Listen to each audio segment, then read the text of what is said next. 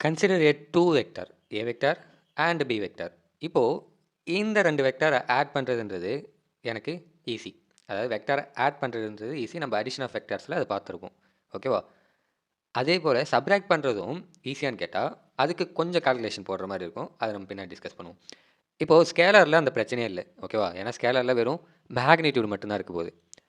Correct தானே? ஸ்கேலரில் magnitude மட்டும்தான் இருக்க போகுது. மேக்னிடியூட் மட்டும் பார்க்கும்போது எக்ஸாம்பிளுக்கு சம்திங் ஏதோ ஒரு பால் இருக்குது. ஓகேவா? ஒரு பால் இருக்குன்னு வச்சுப்போம். ஒரு பால் இருக்குது அண்ட் இன்னொரு பால் இருக்குது. ஓகேவா? இன்னொரு பால் இருக்குது. ஓகே. ஸோ இப்போது இந்த பாலோட மாஸ் வந்து 3 கேஜி அண்ட் இந்த பாலோட மாஸ் 2 கேஜி ஆர் 1 கேஜி. ஓகேவா? இப்போது இந்த மாஸ்ன்றது என்னது? ஆக்சுவலாக ஸ்கேலார் குவான்டிட்டி, மேக்னிடியூட் மட்டும் சொல்லுது. இப்போ இதில் டிஃப்ரென்ஸ் எவ்வளோன்னு நான் கேட்டால் 3 - 2 ஈக்குவல் டு 3 - 1 ஈக்குவல் டு 2 கேஜின்ட்டு நான் ஈஸியாக சொல்கிறேன். கரெக்ட் தானே? அப்போது நான் ஸ்கேலாரை செப்பரேட் பண்ணுறதுன்றது ஈஸியாக இருக்குது. இன்கேஸ் ஒரு வெக்டார் இருக்குது அண்ட் இன்னொரு வெக்டார் இருக்குது. இதை நான் ஏன்னு சொல்கிறேன், இதை நான் பின்னு சொல்கிறேன். இப்போ இதை சப்ராக்ட் பண்ணால் எனக்கு என்ன வேல்யூ வரும்? தெரியாது. அண்ட் இது எந்த டேரக்ஷனில் போகும் நான் ரெண்டுத்தையும் செப்பரேட் பண்ணும்போது? அதுவும் தெரியாது. ஏன்னா வெக்டார் குவான்டிட்டின்றப்போ மேக்னிடியூட் இருக்கும், டேரக்ஷன் இருக்கும். ரைட்டா? அப்போது இதை எப்படி நம்ம ஃபைண்ட் அவுட் பண்ணுறது அப்படின்றது தான் டிஸ்கஸ் பண்ண போகிறோம். ஓகேவா? ஓகே. ஸோ டாபிக் கலர் போவோம். ஓகே, வேறு பண்ணிடுறேன். இப்போது 2 வெக்டார் இருக்குது. ஒன்று ஏ வெக்டார், இன்னொன்று பி வெக்டார். இதுக்கு ரிசல்டன்ட் வெக்டார் அடிஷன் மூலிமா நம்ம எப்படி ரிசல்டன்ட் வெக்டார் ஃபைண்ட் அவுட் பண்ணுவோம்? சம்திங் ரைட் லைக் இங்கேருந்து ஆரம்பிக்குமா? Triangulation law of method and but இது என்னென்னா பேரலோகிராம் மெத்தட். ஓகேவா? இதை குழப்பக்கூடாது. நம்ம அதில் ட்ரையாங்குலேஷன் லா தான் பார்த்துருப்போம், லா ஆஃப் அடிஷன் தான். பட் இது என்னென்னா பேரலோகிராம் மெத்தட். இப்படி ரிசல்டன்ட் வெக்டார் வருது. ஸோ ஏ வெக்டார் இந்த பக்கமும் பி வெக்டார் இந்த பக்கம் இருந்ததுன்னா எனக்கு ரிசல்டன்ட் வெக்டார் இந்த பக்கம் வரும். அண்ட் ஆக்சுவலாக அது என்ன? A vector plus B vector. ஓகேவா? பட் நமக்கு என்ன? A minus B vector, subtraction of vectors தான் நம்ம கண்டுபிடிக்கணும். ஏ இங்கே எதுவா? A vector minus B vector என்னன்னு தான் நாம் ஃபைண்ட் அவுட் பண்ணணும். ரைட்டா? அப்போ A vector minus B vector எப்படி வர வைக்கலாம்னா, இப்போது நமக்கு தெரியும் என்னது? இது எக்ஸ் ஆக்சிஸு, இது ஒய் ஆக்சிஸ். ரைட்டா? இது எக்ஸு, இது ஒய் அண்ட் இது மைனஸ் எக்ஸு, இது மைனஸ் ஒய்.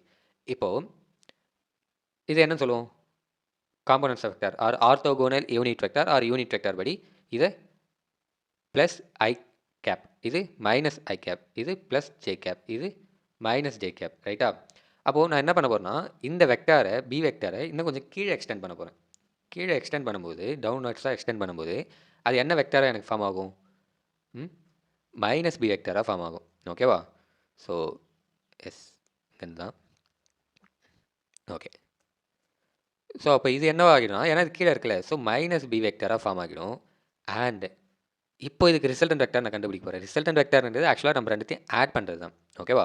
ரிசல்டன்ட் வெக்டார்ன்றது ரெண்டுத்தையும் ஆட் பண்ணுறது தான். அப்போ நான் இதுக்கு ரிசல்டன்ட் வெக்டார் கண்டுபிடிக்கும் போது எனக்கு என்ன வரும்னா R vector equal to A vector plus A vector plus minus B vector.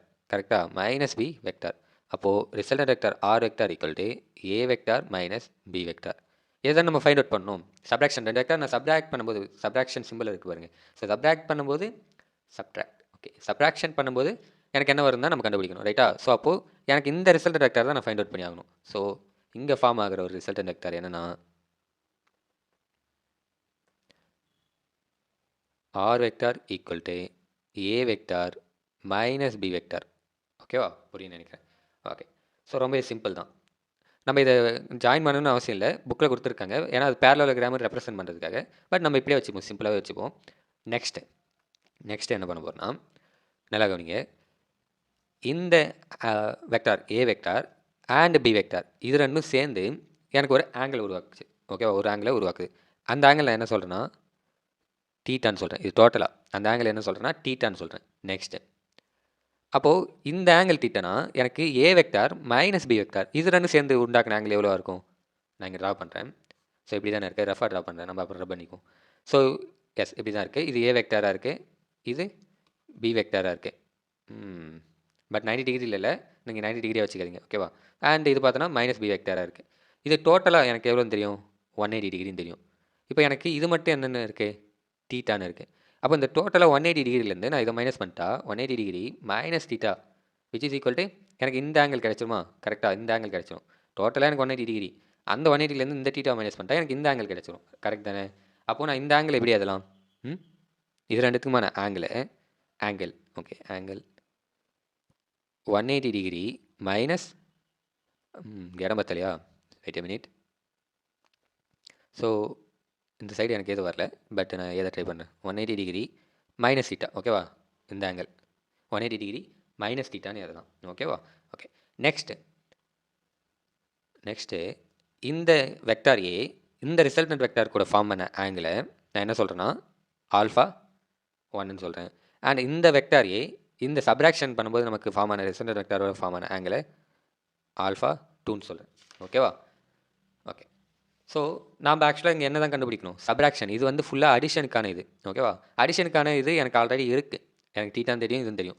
But சப்ராக்ஷனுக்கு தான் எனக்கான வேல்யூஸ் தெரியல. ஸோ அதை ஃபைண்ட் அவுட் பண்ணுறது தான் நம்ம இவ்வளோ தூரம் எக்ஸ்ப்ளனேஷன். ஸோ இதுக்கப்புறம் வந்து ரொம்ப சிம்பிளாக முடிஞ்சிடும் ஓகேவா? நம்ம அடிஷனில் பார்த்து அதை எடுத்துகிட்டு வந்து சப்ஸ்டியூட் பண்ணி ரொம்ப ஈஸியாக முடிச்சிடும். சரி ஓகே, எல்லாத்தையும் என்ன பண்ணிட்டேன். ஓகே ஸோ இப்போது நான் ரிசல்டன்ட் வெக்டார் தானே ஃபைண்ட் அவுட் பண்ணோம். அடிஷன் ஆஃப் வெக்டார்ஸ்லேயே நம்ம ரிசல்டன்ட் வெக்டார் பார்த்துருக்கோம். என்னது? இதே பார்த்துருக்கோம் பாருங்க. Magnitude A vector plus B vector sorry A vector plus B vector square root of A square plus B square plus 2ab plus cos theta. அதுதான் பார்த்துருப்போம் கரெக்டாக. பட் இங்கே என்னென்னா ஏ வெக்டார் ப்ளஸ் பி வெக்டார்ன்றது ரிசல்டன்ட் வெக்டார்ன்றது அடிஷனுக்கு. அப்போ சப்ராக்ஷனுக்கு என்ன வரும்? அதே ஃபார்முலா. பட் ஆர் வெக்டார் இருக்கிறத நம்ம என்ன பண்ணுறோம்னா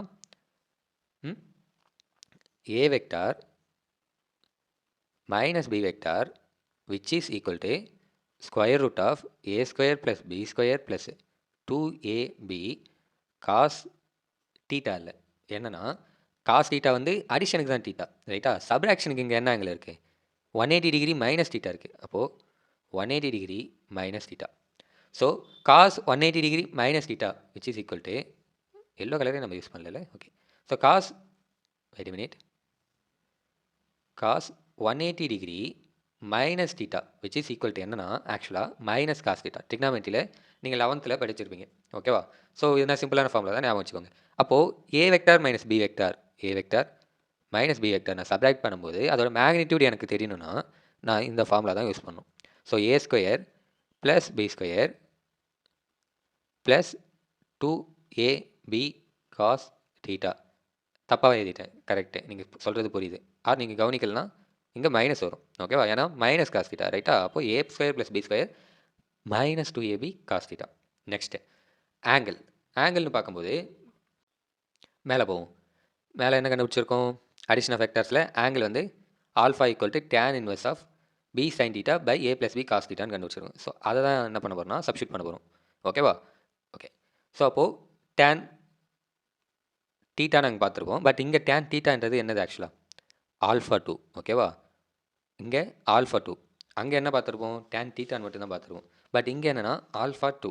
so tan alpha 2 which is equal to B sine தீட்டான்னு பார்த்துருப்போம். பட் இங்கே தீட்டாவோட வேல்யூ என்னது? ஆக்சுவலாக 180 டிகிரி மைனஸ் தீட்டா ரைட்டா? 180 degree minus theta. So 180 degree minus theta ஒன்றும் இல்லை, அங்கே தீட்டான்னு இருக்கிற இடத்த 180 டிகிரி மைனஸ் தீட்டான்னு போட்டுருவீங்க. ஆல்ஃபான்னு இருக்கிற இடத்த ஆல்ஃபா 2ன்னு போட்டுருவீங்க, அவ்வளோதான், வேறு ஒன்றும் இல்லை. So B sine theta 180 degree minus theta ஓகேவா? Next A plus B sine theta இருக்கிறத A plus B sine 180 degree minus theta. தப்பு, சைனில் காசு 180 டிகிரி காசு தானே, இதுக்கு மேலே போய் பார்த்துக்கிறேன். Yes, A plus B cos theta தான் கரெக்டாக? Okay so A plus B cos 180 degree minus theta. Next அப்போ நான் இதை எப்படி அதெல்லாம் tan alpha 2 equal to b sin 180 degree minus theta என்னன்னா minus theta which is equal to sin theta. அதுவே வேறு கலர் சூஸ் பண்ணிப்போம். cos 180 degree minus theta minus cos theta already நமக்கு தெரியும். ஸோ வேறு கலர் சூஸ் பண்ண அவசியம் இல்லை. Okay so b sin theta by a plus b again தப்பாக எழுதுறேன். a plus b இல்லை, a minus b. ஏன்னா cos 180 degree minus theta minus cos theta கரெக்டா? அப்போ a minus B cos theta. So இது என்னன்னா ஆங்கிள். நான் ரெண்டு வெக்டாரை சப்ஸ்டியூட் பண்ணும்போது அதோட ரிசல்டன்ட் வெக்டாரோட ஆங்கிள் எந்த டைரக்ஷனில் இருக்கும். இது என்னென்னா மேக்னிடியூட். அதோட மேக்னிடியூட் என்னவாக இருக்கும்? ஸோ சிம்பிளாக சொல்கிறேன். உங்களுக்கு கீழே எக்ஸாம்பிள் சம் ஒன்று இருக்கும். அதை பாருங்கள். பார்த்துட்டு புரியலைன்னா நீங்கள் கமெண்ட் செக்ஷனில் சொல்லுங்கள். நான் அதை தனியாக எக்ஸ்பிளைன் பண்ணுறேன். ஓகேவா? இதோட அப்ளிகேஷன் தான் அங்கே யூஸ் பண்ணியிருப்பாங்க. ஓகே. ஸோ டவுட்ஸ் எதாவது இருந்தால் கமெண்ட் செக்ஷனில் கேளுங்க. உங்களுக்கு ஃபஸ்ட்டு இது புரியணுன்றதுனால தான், இது எப்படி வந்ததுன்றதுனால தான் கொஞ்சம் லென்த்தியாக இருக்கிற மாதிரி இருக்கும். பட் ஈஸியான இதுதான். டவுட்ஸ் இருந்தால் கமெண்ட் செக்ஷனில் கேளுங்க. இன்ஸ்டாகிராம் பேஜ் டிஸ்கிரிப்ஷனில் கொடுத்துருக்கேன். நீங்கள் அதுலேயும் கேட்கலாம். வேறு என்ன வேறு என்ன நல்லா படிங்க. தேங்க்ஸ் ஃபார் வாட்சிங். தேங்க்யூ. Signing off.